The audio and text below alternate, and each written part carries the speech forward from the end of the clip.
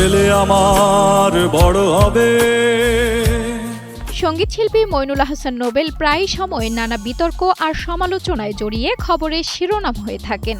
তবে এবার বেসরকারি একটি ইউনিভার্সিটির কনসার্টে পারফর্ম করে নতুন করে আলোচনায় এলেন এই গায়ক। সম্প্রতি ওই কনসার্টে পারফর্ম করার সময় হঠাৎই নিজের ৯ মাস বয়সী সন্তানকে প্রথমবারের মতো সবার সামনে নিয়ে আসেন নোবেল। ছেলেকে বুকে আগলে রেখেই তিনি পরিবেশন করেন নগর বাউল জেমসের কালজয়ী গান বাবা।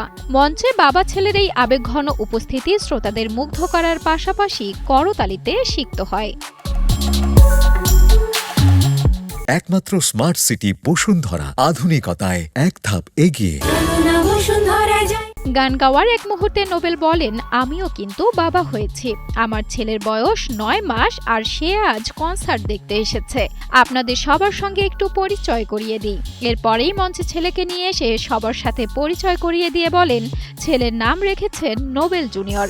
মুহূর্তেই করতালি আর উল্লাসে এক আবেগঘন পরিবেশ তৈরি হয় কনসার্ট স্থলে। পুরো সময় স্নেহে জড়িয়ে রাখেন সন্তানকে।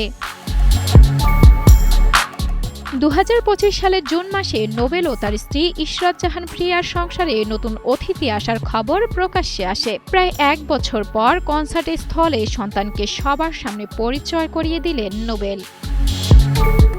সাঞ্জনা সাথী, কালের কণ্ঠ।